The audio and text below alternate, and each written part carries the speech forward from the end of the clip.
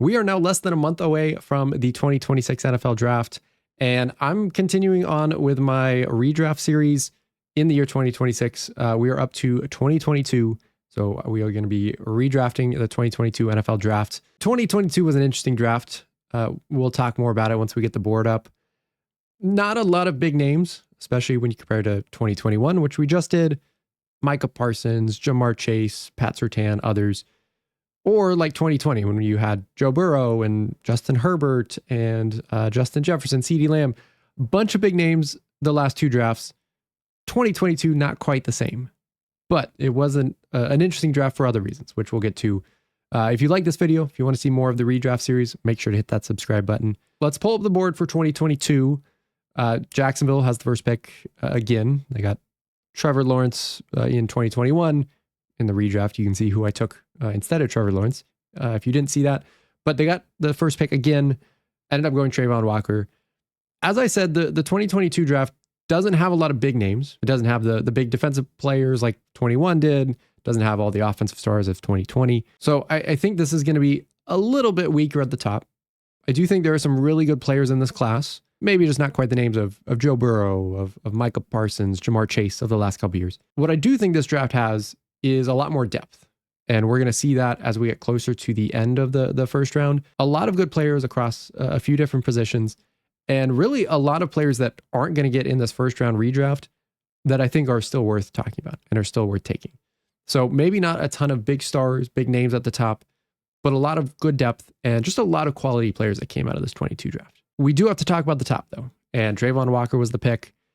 At the time, Travon Walker versus Aiden Hutchinson was a debate. Travon Walker was the toolsy guy, the guy that had the athleticism, the potential, whereas Aiden Hutchinson was just the contributor. He had the big career in college. He just put up stats, even if maybe slightly worse athleticism, slightly worse potential than Travon Walker. So there was a debate at the time, and I feel like a lot of people ended on Aiden Hutchinson. Just the college career and the resume was just too much. Jacksonville chooses otherwise. They go with Travon Walker. We're going to talk Travon Walker in a little bit, but I think now the choice is clear. And I think the choice is so clear that nobody else is in fact going to pass Aiden Hutchinson, and the Jaguars are going to make the correct choice and pick Aiden Hutchinson first. If it wasn't for his pretty bad knee injury he had a couple years ago, he'd be one of the best pass rushers in the league. And you could still say he's one of the best pass rushers in the league. Even with missing a year and a half, the Jaguars are still taking him number one. He's been that good. One of the best pass rushers in this league today. Then that brings us to the Lions at 2. They can't pick Aiden Hutchinson. They aren't just going to swap with Jacksonville. They're not going to take Travon Walker. I'm going to have them taking who I think is the second best defensive player in this draft, and that's Derek Stingley Jr., who moves up one spot. So right now we're just bumping everybody up one spot. Early on in his career, it started a little slow, especially with how Sauce Gardner started. It looked like Sauce Gardner was the right choice in that kind of duo. But as time has gone on, Derek Stingley has turned into one of the best cornerbacks in the game. I think outside of Pat Surtain, anybody else you want to put Derek Stingley against, I think there's an argument he's better than everybody else. So one of the best corners in the game. Lions don't get a great pass rusher, but they get a great corner at number 2. And then we're going to keep going backwards because now Houston can't pick Stingley. So what are they going to do? Well, they're going to take Sauce Gardner, who went 4. He's now going to move up one spot to 2-3. So the top 3 picks staying pretty similar. They just moved up one spot. Travon Walker is going to fall a little bit. But I said Sauce Gardner, one of the better cornerbacks. Yes, compared to Derek Stingley, his career started off really good. Maybe tailed off a little bit, but I think that doesn't mean he's a bad corner. I mean, he just got traded for 2 first-round picks. Had an injury scare this past year, but I still think he's one of the best cornerbacks in the league. Texans prefer Stingley. They preferred him then. I'm sure they prefer him now. Picks are kind of staying similar at the top. Besides Travon Walker, a lot of the guys that were picked are still some of the best in the game. Number 4 is where we're going to differ because now the Jets can't pick Sauce Gardner. Still not going to pick Travon Walker. He's going to fall a little bit. This is where we're going to get a big jump. And if we did this redraft a year ago, this player would not have gone that high. Maybe later in the first round, but certainly not top 4. Probably not even top 10 or 15. But the way he's played, not only this past year, but I think the last 2 years, he's turned into one of the best defensive players in the league. Unheralded, probably unheralded still Still a lot of people that probably don't know his name. But the Jets are just going to take him as best player available, and they're going to get pass rusher Nick Bonito at number 4. He was picked 64, jumps all the way up to number 4. As I said, I don't still think a lot of people know his name. He's just kind of in that group with Denver pass rushers. And before this year, I think he was kind of lumped in with other guys, Jonathan Cooper, other pass rushers that they've had the last couple of years. But this year, I think really cemented himself as just one of the best pass rushers in the league. It's not just Denver's system. I do think Nick Bonito is one of the best pass rushers. Started a little bit slow, but if you can get an elite pass rusher like him, I think the Jets take him at number 4. So big jump for Nick Bonito. Number 5, the first of 2 picks for the Giants in the top 10. And that actually reminds me, there's a lot of teams that have multiple first round picks. I mean, the Jets had 4, 10, 26. The Giants have 5 and 7.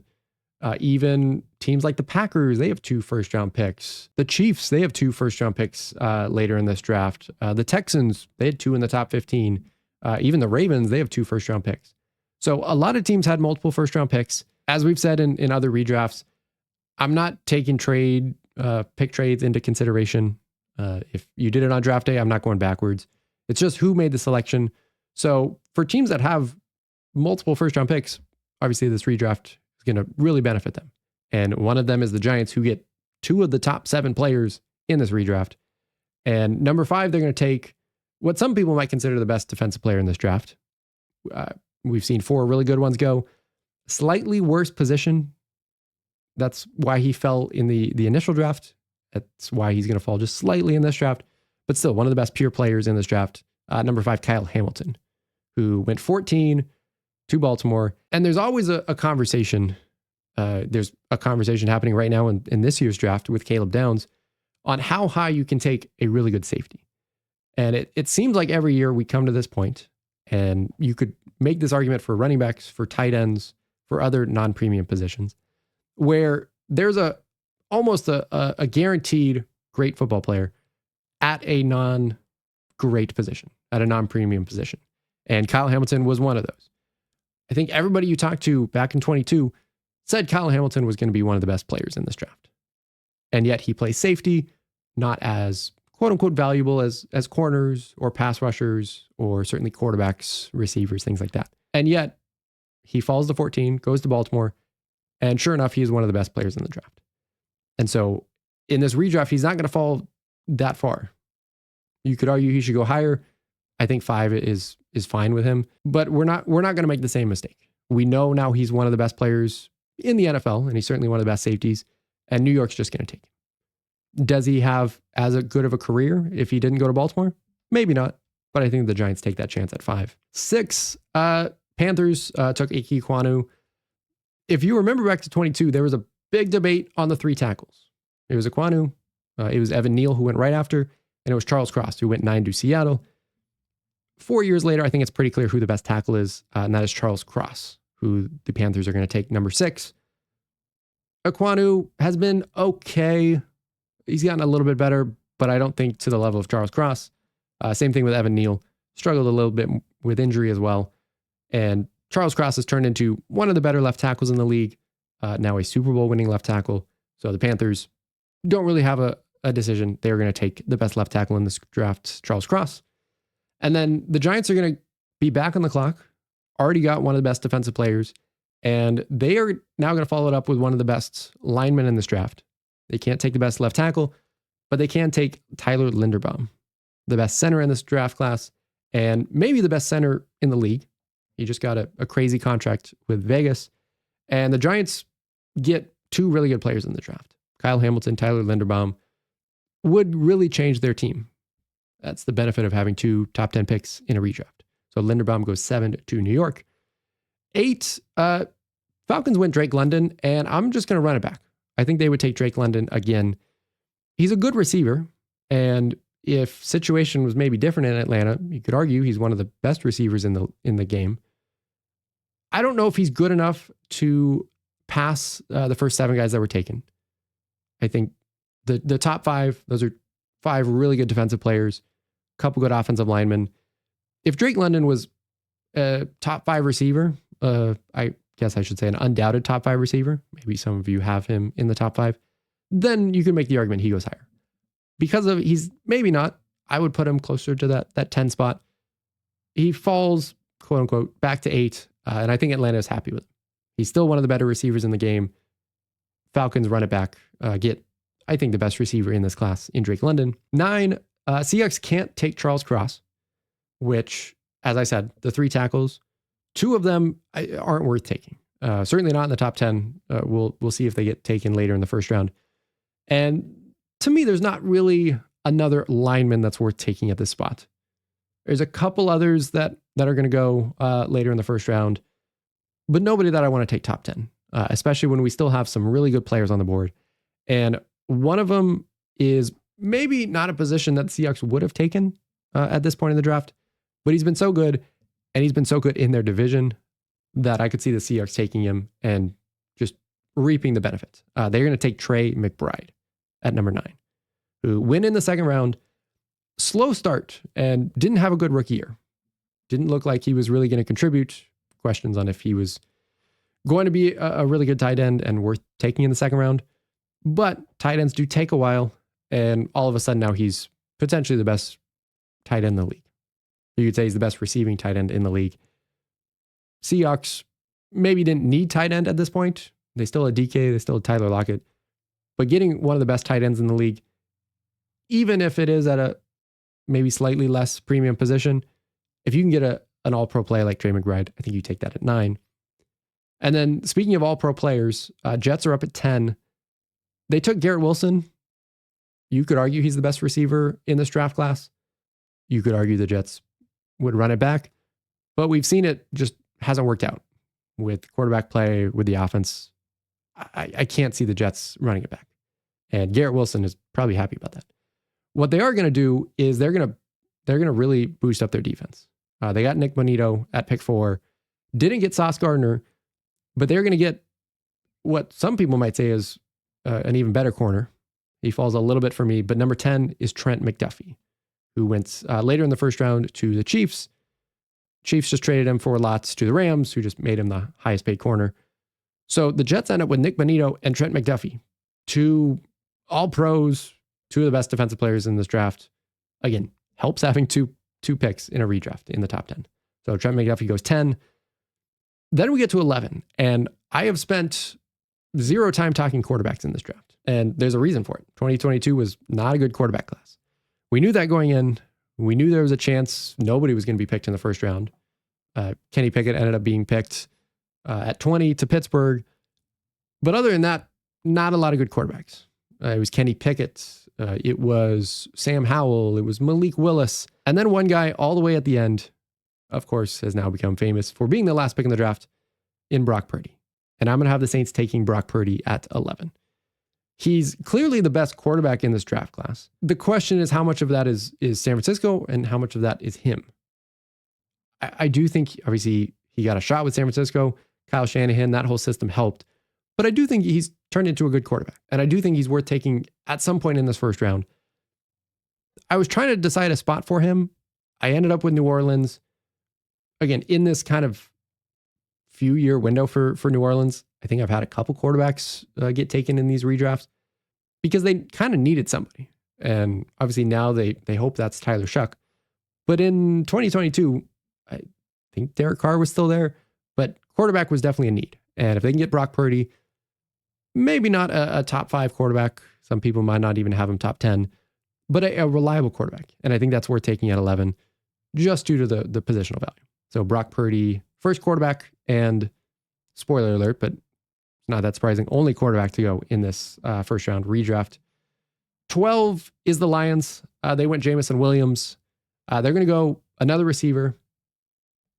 Not because Jamison Williams has been bad by any stretch, but because there's a better receiver on the board in Garrett Wilson, who falls a couple spots, but he is probably the winner of this draft to go from the Jets to the Lions. And imagine Garrett Wilson and Amon-Ra St. Brown together. Again, Jamison Williams hasn't been bad. He gives them an element to the offense, but imagine if that was Garrett Wilson instead. That'd be a lot of fun. So Garrett Wilson goes 12 over Jamison Williams. 13, the Eagles. This is going to end the slide for Trayvon Walker, who is going to go 13. As a number one pick, you could call him a bust. Depends on what you consider bust. I wouldn't call him a bust because I think he's been an underrated player. I think he's been a good player for Jacksonville, and he's grown, especially over the last 4 years. Is he disappointing as a number one pick? Maybe. Is it disappointing, especially because Aiden Hutchinson, Derek Stingley, Sauce Gardner went right after? Yeah, probably. But I still think he's a good player. And imagine him in Philadelphia's system. That I think would make him a lot better. And so he wasn't going to fall that much. I still was going to have him in the first part of the first round. Not as high as some of these guys, some of these all pros, but still a good player and still has potential. He's still not done. And him in Philly, I think, would be a lot of fun.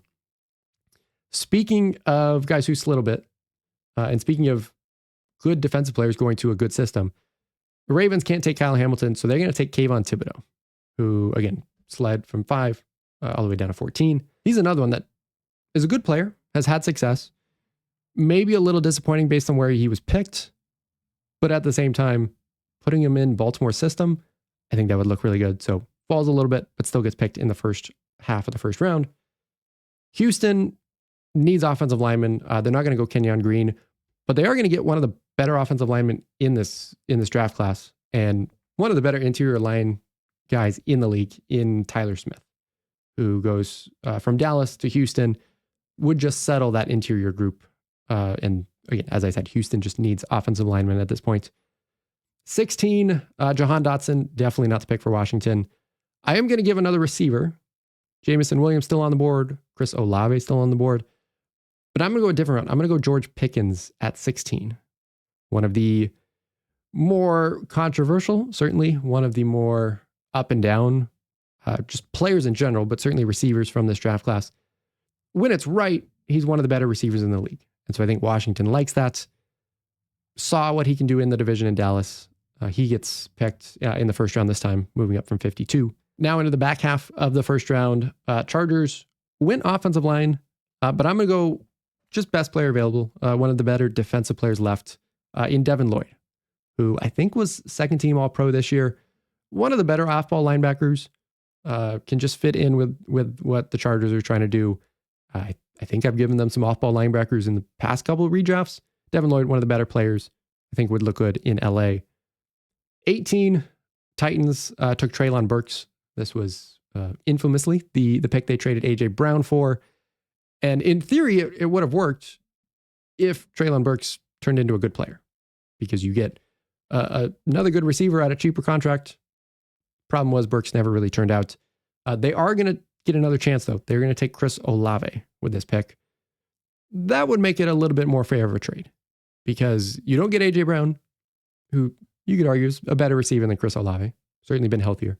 But you get Chris Olave healthier, and when he plays, he's a good receiver.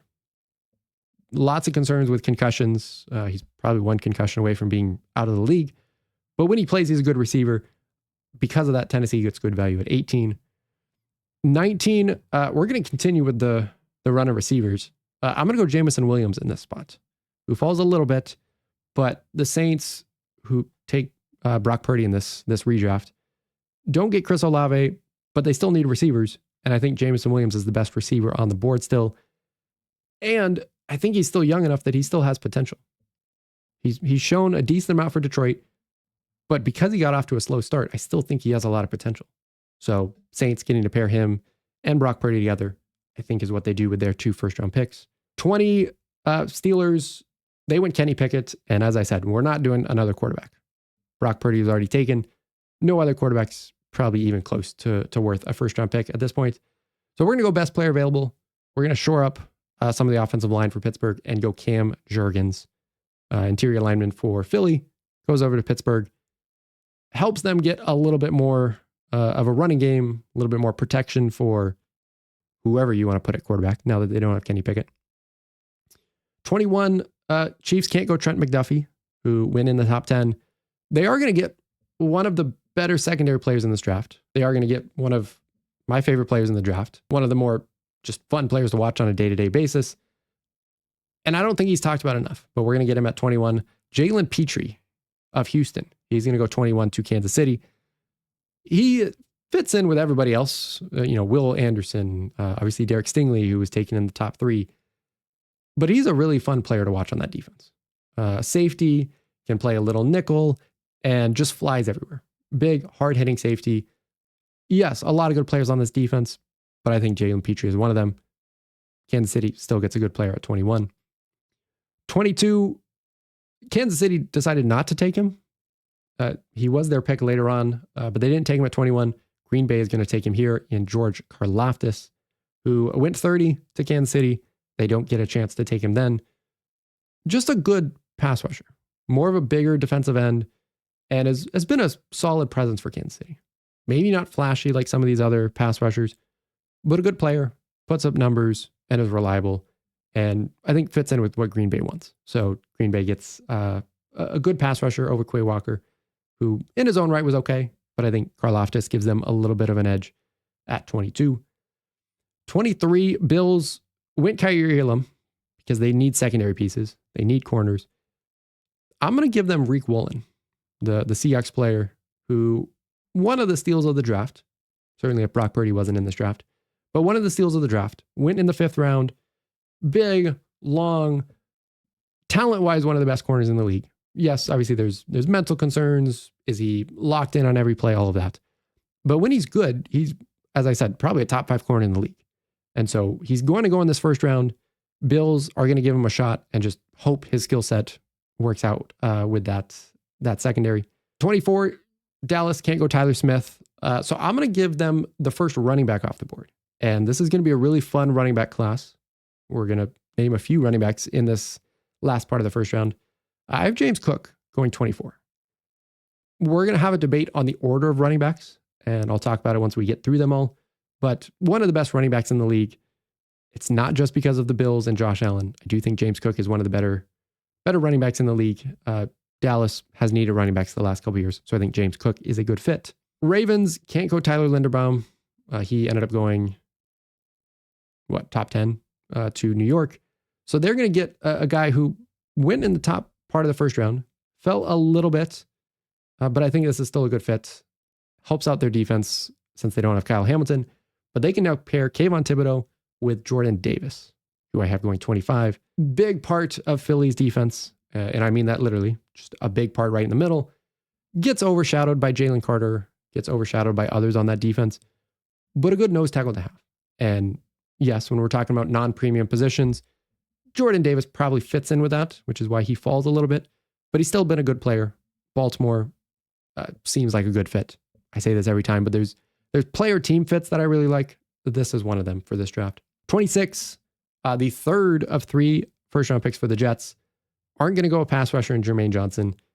They are going to go another running back. And they took Breece Hall at the start of the second round in the real draft. They could go Breece Hall, but instead I'm going to go Kenneth Walker, who we just saw win Super Bowl MVP, just saw get a big contract for the Chiefs. A year ago, this probably isn't the pick. You probably go Breece Hall, maybe another running back that we'll talk about later. But I think with this run that Kenneth Walker had, it shows if he's healthy, he's one of the better running backs in the league. He just hasn't been totally healthy. Seahawks have kind of had him in a platoon at some points. But based on skill set, he's one of the better running backs. Just pure runners in this league. Does it work out with the Jets? Probably not. It's probably kind of similar to Breece Hall, but they got to go talent. They get Nick Bonito. They get Trent McDuffie. They now get Kenneth Walker. 3 really good players in this draft. Jacksonville, with their second pick, obviously they went Aiden Hutchinson with the first overall pick. They're going to get just a good offensive lineman. They can't go Devin Lloyd. I don't think there's another off-ball linebacker worth taking. So they're going to get, to me, the only other really tackle that is worth a first-round pick. And they're going to go Abe Lucas, the other tackle for the Seahawks. He's played right tackle, one of the better right tackles in the league.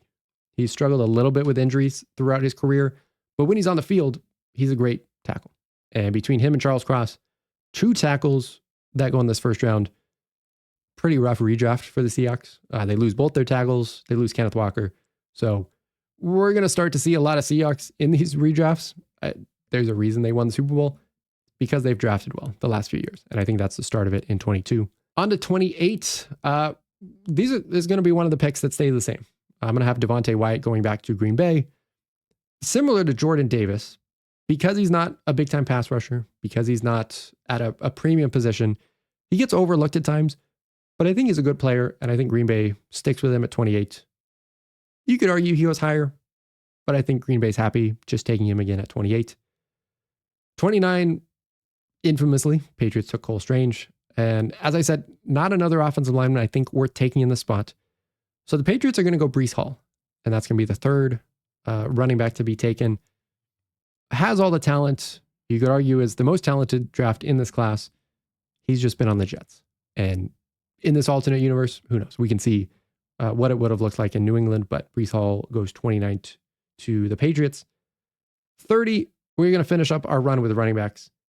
The Chiefs are going to get a running back. And yes, they finally got one with Kenneth Walker, but they could have used a really good running back. And they're going to get who I think is still a good running back in Kyren Williams, who went, in the 5th round for the Rams. And that's going to end a pretty good running back class. James Cook, Kenneth Walker, Breece Hall, Kyren Williams. 4 of the best 12 to 14 running backs probably in the league were in this draft class. Kyren Williams gets overlooked, but he's just a really solid runner. And I think him in Kansas City would be good and just would give them another option. So yes, you could argue defense. They lost Trent McDuffie. They lost George Karlaftis, but they get Jalen Petrie. They get a good running back, which they need. I think they take that risk there. Then 31, Bengals just need defense. I'm going to give them defense in all these redrafts. I'm not going to go Daxton Hill. I'm going to go Jaquan Brisker, safety for the Bears. Another, I think, underrated player in this class. Not one of the big interception guys. Kevin Byard seems like he got all the interceptions for Chicago last year, but a really good downhill safety, can just step in, gives them something in that back end. And as I said, I'm going to just keep giving Cincinnati defense until things change. And then 32, last pick, Minnesota. I'm going to put Jalen Watson. I think you can't go wrong with a good cornerback. And this is now going to make 2 former Kansas City Chief corners who are now Los Angeles Rams in this redraft. Trent McDuffie, obviously, and then Jalen Watson, who the Rams signed. A good corner. I think a really good number 2 corner. I don't know if he has the skill and the potential to be a pure number 1 corner, but a good number 2 corner. And that's a premium position.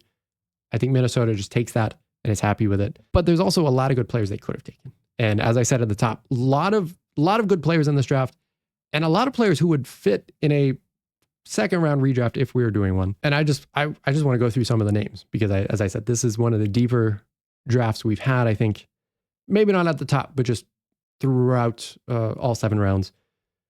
If you liked receiver, you could have had Christian Watson, Romeo Doubs, a couple of Green Bay receivers.